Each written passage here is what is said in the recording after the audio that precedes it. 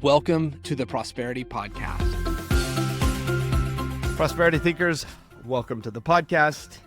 We're going to be talking about taxes. Now, what we're going to cover are what the wealthy know that most people don't. And Kim, this is an interesting topic because, one, you have a lot of experience around this. You've worked with people like Tom Wheelwright. You've worked with a variety of families. And most of the time, they're focused on typical. You focus on traditional. There is an importance in that language. Let's take it from there. Awesome. Yes. Well, I'll quote Tom Wheelwright, actually, and that is that taxes are a roadmap, or I should say the rules behind taxes are a roadmap for how to deal with our country, the United States of America, and us as humans living in it. And so, yeah, we all want to have roads and police and that type of thing. And so we pay taxes. And yet it is so important that we only pay what we will pay based on our situation. Well, our situation is determined by the facts, FACTS, of your finances. And so Tom says this as well. If you want to change your taxes, you need to change your facts, FACTS. Now, that means that for a lot of W-2 people, basically there's not much that can be done. Yet for anybody that has 1099 income or investment income or owns a business or has real estate, there is an entire roadmap of things that can be done. And so this is where we'll have our discussion today, because this is where we can focus on what we can control. And I want to just open the door with that and let you give me some feedback. And there is one specific thing that I want to address for the W-2s before we dive too deep into the 1099s and the business owners. Perfect. So you use the language a roadmap, whereas a lot of people, they put it as something called a loophole. And the difference between those two can often get people lost. Can you explain why that you're looking at it like a roadmap versus a loophole? Absolutely. Well, it's interesting because long ago when Robert Kiyosaki first came out with his Rich Dad, Poor Dad book, and of course at that time, Diane Kennedy was Robert's CPA, and the book that she wrote is called Loopholes of the Rich or something like that.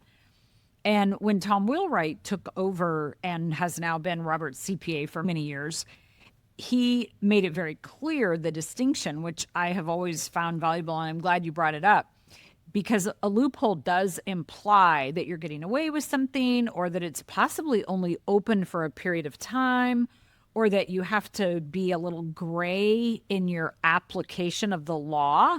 And we don't want to be gray. We don't want the IRS showing up on our door. We don't want an audit, although, if you're a business owner, or worse, if you're self-employed, you're probably going to get audited at some point. I have been twice. That's not the end of the world. But the loophole language just indicates something that's very typical. It's us Americans wanting something for nothing.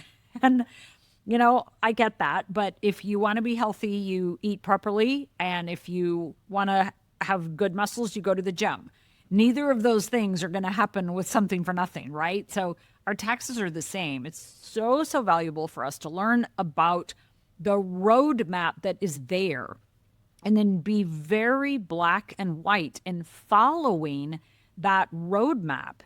And there's a very famous quote, I don't know if I can get it right, by a judge from eons ago that literally says you should not pay more taxes than what you should legally pay. Like, you should do everything that you can to reduce the taxes, but do it legally. Don't take cash in your business and not report it. Don't do the myriad of other things that people do that are and should be called loopholes. Just use the roadmap and use it properly. And again, use it with black and white effort and expect black and white results. Yes, absolutely. I wish that we could control the IRS results, but we can't. Okay, so I have a couple of bullet points regarding this. So the first one is this, the tax planning versus tax preparation. What's the difference between those two? Well, our listeners know that I absolutely detest the word planning, but with taxes and with estate planning, I have to kind of give that up because you truly do want to get in a space with your taxes now, right? We're in July of this year where you are thinking ahead, which is kind of the definition of planning about your taxes. Taxes are not, absolutely not something to be dealt with in December. And they're even more importantly, not something to be dealt with in January, February, March, or April. Because if you are talking about the 2026 tax year, you cannot scramble around in December and make some changes. Okay, maybe a little bit. But even worse, you absolutely cannot do anything once you're into 2027. And that's when most people start to look at their taxes is February, when all their 1099s and their Schedule B investment income and that kind of thing show up. Now, let's be clear. I'm not a CPA. I don't do taxes for a living. But like you said at the beginning of our talk time today, Spencer, I have been a business owner and paid taxes and dealt with what all the positives are of tax planning for years and years. I'm a personal friend of Tom Wheelwright's and Diane Kennedy's. I love them both. They both have very good ideas and have been immensely helpful to me over the years. And holy cow, are there some specific things that we can help with that will legally reduce the taxes that you pay? Okay, perfect. So my second bullet point is one that may apply to some of the W-2s. It will apply more to the self-employed and business owners, which is why your CPA isn't always your tax strategist. Do you agree with that or disagree with that? And how do you back it up? Yeah, great question on both accounts. So I agree that your CPA may or may not be your tax strategist. And if they are, this is a good thing. And they're definitely doing tax planning with you, meaning they are getting with you now, July, August, September, as you navigate the end of 2026. And a tax planner or a tax strategist, I love the word strategist, obviously. And, these are marketing names, like they're going to call themselves whatever they call themselves, is very proactive and helpful in that realm. However, unfortunately, most CPAs are not. Most CPAs are historians. They report what happened in the past. They're dealing with you in March or April of 2027 for 2026 information, when at that point, there's not a dang thing that you can do about it. And so this is a problem. And of course, we have the AI space that's taking over this realm because truly, for a lot of people, filing taxes are, especially now with the higher the higher standard deduction, filing taxes for a lot of people are a piece of cake. But again, if you want some opportunities to reduce your taxes, then your tax situation is going to be a little bit more complex. And AI's not at this stage anyway, really not the best match to do the creative work that is necessary to legally reduce your taxes if you have real estate or a business. Okay, so that opens the door for the point that you made earlier about W-2 employees. So most W-2, it's pretty easy. It's very standard. Because it's so easy and standard, meaning to do the taxes, they're getting hit the hardest because there's not a lot of deductions. So you've talked about owning real estate businesses, things like that. Can you go into that so that it at least gets people to start thinking ahead and preparing? Absolutely. And just before we head there, there is one very specific thing that W-2 people can do before they open the business, right? So yes, having a sole proprietor 1099 income is super valuable. But if you're just W-2 and your whole family's W-2 and you do not see that changing, there's a very critical step that you can do that will serve you the rest of your life, no matter whether you open a business someday in the future or not. And that is stop paying taxes on your emergency and opportunity money. So the typical W-2, really the only thing that they're focused on is 401k deductions, okay? A contribution to a 401k. And then so many people have switched to Roths So you're not even really getting, well, you're not, period. You're not getting a deduction with the Roth IRA. And so separate from the retirement dollars, most people have emergency money, right?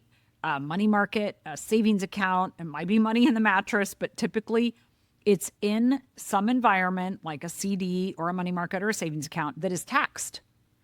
And so for a lot of people, it's 5 or 10 grand and, the interest is $100 and it really doesn't matter. But if your emergency money is 20 grand, 200 grand, 2 million, right? It's just zeros. Then you absolutely positively want to have that emergency money. And ideally you have other money that's opportunity money not be taxed. And the simplest way to solve that problem is to move the bulk of that emergency and opportunity money, maybe not all of it, but the bulk of it, into a life insurance policy that is held at a mutual life insurance company so that you are not taxed on the growth. The equivalent interest rate will be about the same, today's marketplace, 4%, give or take, and it's not taxed inside a life insurance company, whereas it is taxed in a savings account or a money market or a CD. So that is the single thing that a W-2 person can do. Do we have questions on that? No, I think the question that we often hear, because that's really clear what you're talking about as far as moving that money. What they're often thinking is, okay, well, what does that look like for my emergency and opportunity fund? Can I use it? Is it something that's locked up? Is this something that I'm going to have to pay taxes on when I retire? Because those are the most common questions. Yep. And so this is another Tom Wheelwright quote. By making that shift, you are transitioning an expense into an asset. So what most people do, especially on the W-2 side, is they have their emergency and opportunity fund. I'm going to collapse those for ease of our discussion. Emergency/opportunity. And then they have term insurance, term life insurance that is protecting their family in the event that they die. And that's a good thing. And they should have lots of it. And if they want to shift that term insurance, which is a cost or an expense, to an asset, then they will collapse those two things and put the emergency opportunity fund inside the life insurance. And the additions that they were making to that emergency opportunity fund will be as the premium is to whole life insurance, shifting premium from a cost, term insurance, to premium from building an asset, whole life insurance. That is completely liquid. You can withdraw from it. You can borrow against it.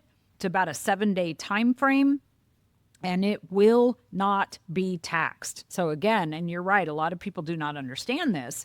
Whole life insurance cash value, that's what the asset is called, line item on your balance sheet, is completely liquid. And if you withdraw from it, you can withdraw up to basis at no tax, no fee, no charge, no interest, no nothing.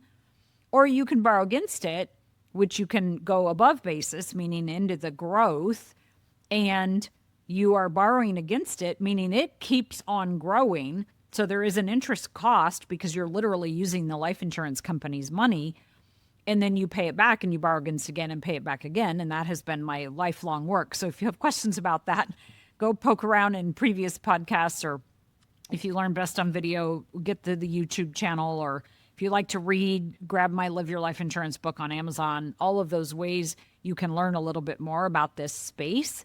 And then Spencer, to answer the last part of your question, even in the retirement years, it can be completely tax-free. Now, that's a whole nother discussion. Sometimes it's actually worth paying some taxes. Sometimes we should not be letting the tax tail wag the financial dog. However, we are human. We want to seek out that tax-free if we possibly can. And in many cases, that's very doable. Yeah, absolutely. I've seen so many people wreck a good situation just because they're like, wow, I don't want to pay those taxes in the future, or whatever that would be. Of course, we're trying to optimize, and then you get to a point where you've over-optimized everything. For all of you listeners, send an email to hello@prosperitythinkers.com. That is a special email for podcast listeners. If you're a W-2 and every single year you realize maybe you're paying too much, there may be opportunity there to get things with a proper strategy. If you're a business owner, there's probably holes that can still be filled there. So email is best, books, but let's go email, hello@prosperitythinkers.com. Dive in and get the personal help, right? Absolutely. Skip the books. Yeah, absolutely. Thanks for sharing that today. We have some more related topics that are happening right now this month. Make sure you're subscribed to the podcast.